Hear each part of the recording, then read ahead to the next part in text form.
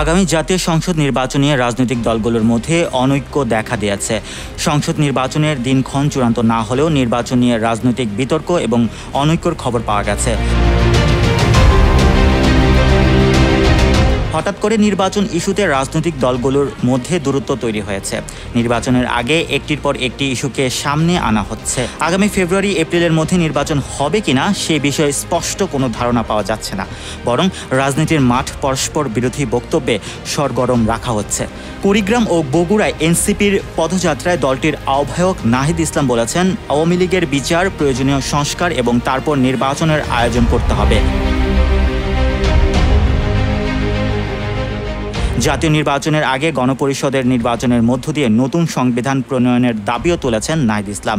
তিনি বলেছেন, বিচার দৃশ্যমান করার পাশাপাশি এনসিপির জুলাই ঘোষণাপত্রে শহীদদের মর্যাদা ও অবদানের কথা থাকবে, জুলাই সনদে সংস্কারের কথা থাকবে এবং নতুন সংবিধানে অভ্যুত্থানের স্বীকৃতি নিশ্চিত করার পরই পরবর্তী নির্বাচন হবে।